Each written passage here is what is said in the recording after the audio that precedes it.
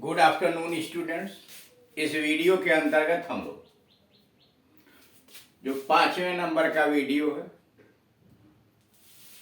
शिष्टाचार से संबंधित अंग्रेजी में कुछ ऐसे शब्द जिनका प्रयोग बार बार किया जाता है बातचीत की शैली में, उसके विषय में जानकारी प्राप्त करें।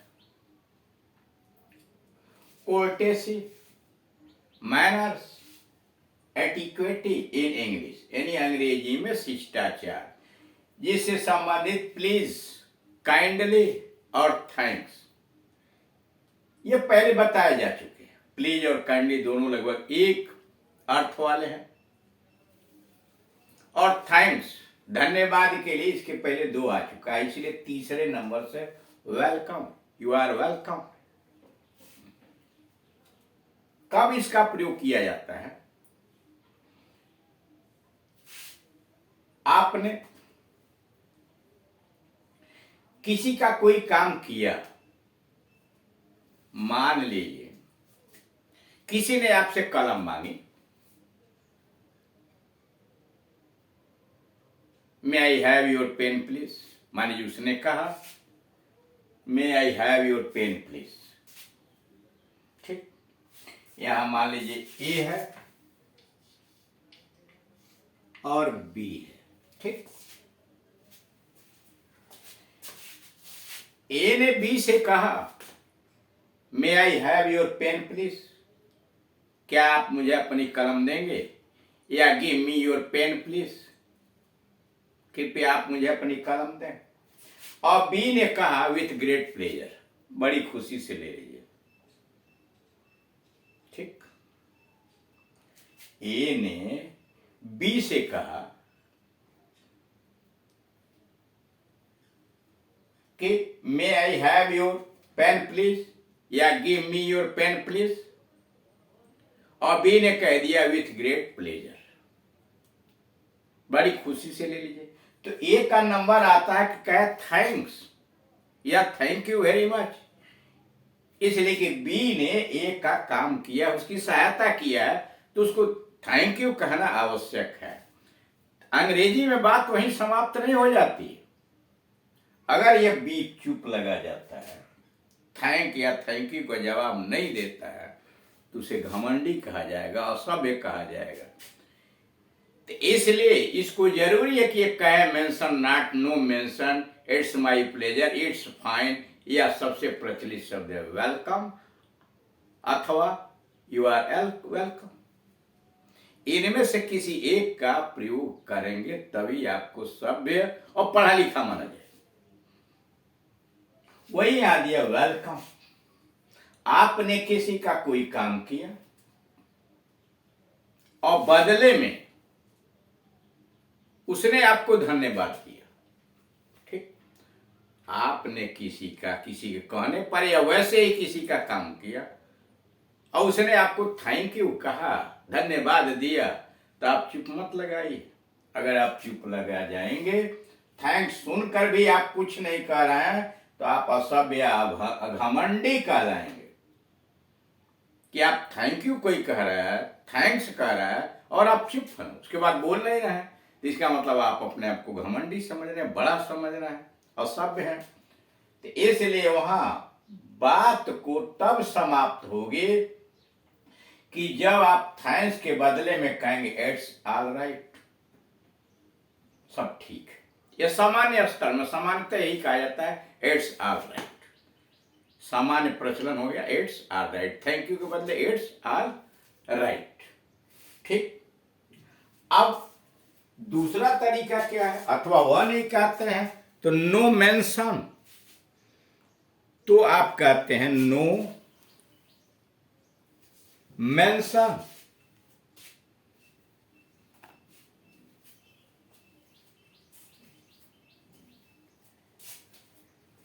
अथवा नो मेंशन में यानी कोई बात नहीं है, यह नहीं कहना चाहते इट्स फाइन, सब ठीक है, इट्स फाइन, सब ठीक है। अथवा यह कहिए माई प्लेजर, मेरी खुशी है, थैंक यू के जवाब में my pleasure, it's my pleasure.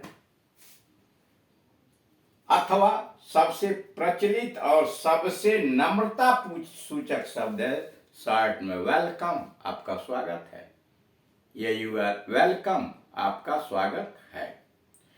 सबसे विनम्र सूचक यही है, वेलकम या यू आर वेलकम। यूं तो ऊपर वाले जितने भी it's all right, no mention धड़ल्ले से यूज हो रहे हैं, बहुत तरीके यूज हो रहे हैं और अच्छा भी है।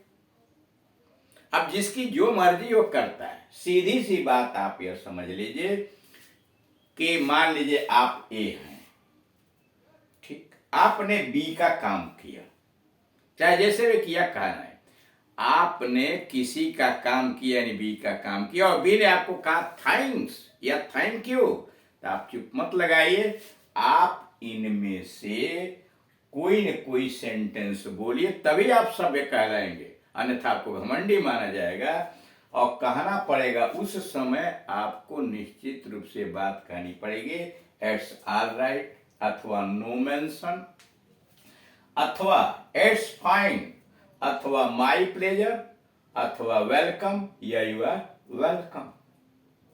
यू आर वेलकम या वेलकम अधिक विनम्र माना जाता है। अब ये नंबर 4 पर विथ ग्रेट प्लेजर का हम प्रयोग करेंगे, यानी कौन सा स्थान है जहां विथ ग्रेट प्लेजर होगा।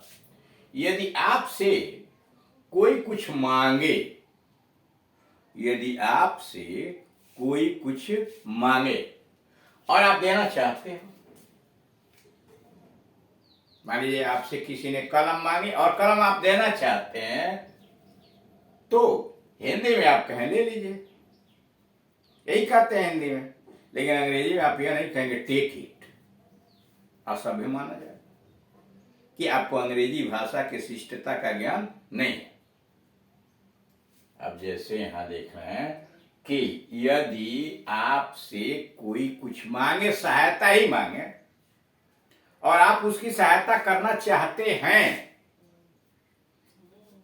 तो हिंदी में तो आप यही कह सकते हैं कि आप ले लीजिए या ले लीजिए, लेकिन अंग्रेजी में आप उसे टेक इट नहीं कह सकते। अगर ऐसा कहेंगे तो आपको असभ्य माना जाएगा, इसलिए अंग्रेजी में आपको कहना पड़ेगा विथ ग्रेट प्लेजर, यानी सभ्यता की निशानी है, शिष्टाचार की निशानी है कि आप कहें विथ ग्रेट प्लेजर।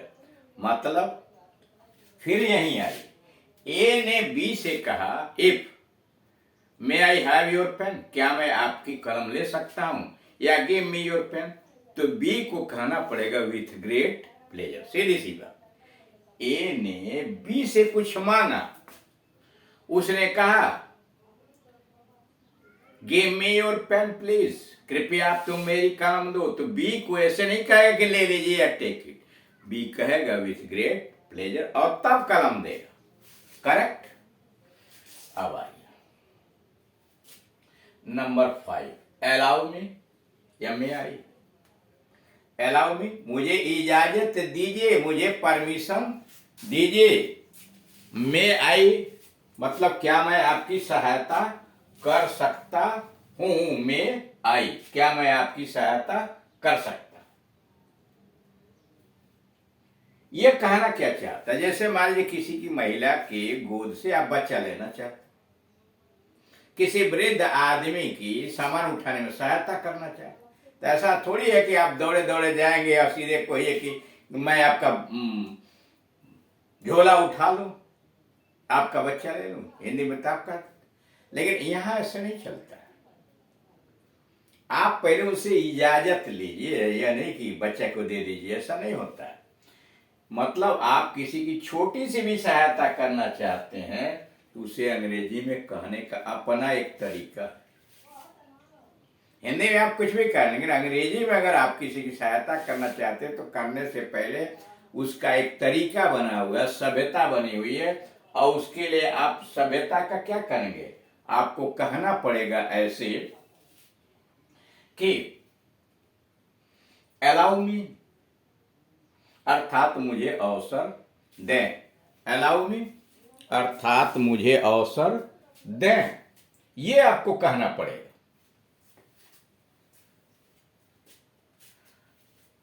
या मे आई अर्थात क्या मैं आपकी सहायता कर सकता हूं। यानी किसी की छोटी भी सहायता आप करना चाहते हैं तो पहले आप कहिए मे आई, और आगे जोड़ लीजिए मे आई हेल्प यू, या may I help you in lifting your bag, क्या मैं आपका झोला उठाने में सहायता करूं,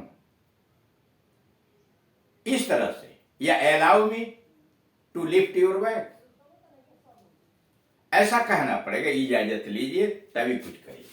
अब 6वें पर आइए, आफ्टर यू का प्रयोग कहां करेंगे। आफ्टर यू, यदि आप किसी को रास्ता देते हैं, मान लीजिए आपसे बड़ा आदमी है, बुजुर्ग है, महिला है, आप उसे रास्ता देते हैं चलने के लिए, तो हिंदी में तो कह देते हैं पहले आप। मतलब अगर आप किसी को रास्ता देते हैं, बुजुर्ग को या महिला को, हिंदी में कहते हैं पहले आप।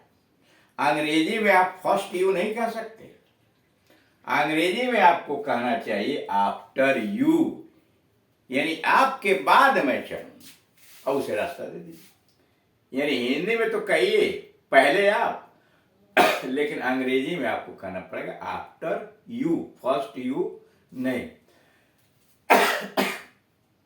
तो इस तरह से इस वीडियो के अंतर्गत आपने कुछ शिष्टाचार से संबंधित शब्दों, जैसे वेलकम का प्रयोग कहाँ किया जाता है, वेलकम के अलावे कौन कौन से शब्द हैं जो धन्यवाद ज्ञापन करने में, यानी धन्यवाद कोई देता है तो उस धन्यवाद के बदले में बोला जाता है। तो इसमें आपने देखा कि अगर किसी ने थैंक यू आपको बोला या थैंक्स कहा, मेनी मेनी थैंक्स कहा, तो उसकी जगह पर आपको कहना पड़ेगा इट्स ऑल राइट, या नो मेंशन, या इट्स फाइन, या माई प्लेजर, और सबसे प्रचलित और शिष्टाचार में सबसे आगे वेलकम अथवा यू आर वेलकम। इसको देखा। चौथे में आपने देखा विथ ग्रेट प्लेजर, मतलब आपसे किसी ने कुछ मांगा और आप सामान उसे देना चाहते हैं, वस्तु देना चाहते हैं, तो आप यह मत कहिए टेक इट, इंग्लिश में कहिए विथ ग्रेट प्लेजर, खुशी से ले लीजिए, विथ ग्रेट प्लेजर, खुशी से ले लीजिए। 5वें नंबर पर आया कि आप किसी की सहायता करना चाहते हैं तो यूं ही सहायता मत कीजिए कि जाते, पहले उसे इजाजत लीजिए, अलाउ मी, और आगे शब्दों को जोड़ लीजिए, allow me to help you in lifting the bag, अथवा may I help you in lifting the bag, ऐसे कर। यूं ही आप नहीं करेंगे, सबसे पहले इजाजत लीजिए, अलाउ मी किया, और मे आई से उस बात को शुरू कीजिए, और लास्ट में था आफ्टर यू, अगर आप किसी को रास्ता देते हैं, ठीक, तो हिंदी में तो आप कहते हैं कि पहले आप, लेकिन इंग्लिश में आप फर्स्ट यू नहीं कर सकते, आपको कहना पड़ेगा आफ्टर यू। तो इस तरह से आपने देखा कि अंग्रेजी भाषा में शिष्टता भरी हुई है और कहाँ किन तरह के चीजों का हम इस्तेमाल करते हैं। अब आपकी जिम्मेदारी बनती है कि शब्दों को समझ लें, दिमाग में बैठाने, लिख कर अपना बना लें, और ये जान लें कि इनका प्रयोग कहाँ होता है, इनका उच्चारण करें, कोई मिलता है तो उसके साथ इसकी प्रैक्टिस करें, अधिक से अधिक, जैसे जैसे शब्दकोश आपके होंगे, जैसे जैसे छोटे छोटे वाक्यों का भंडार होगा, आप दैनिक जीवन में उसका उपयोग करके आसानी से अंग्रेजी भाषा को बोल सकते हैं।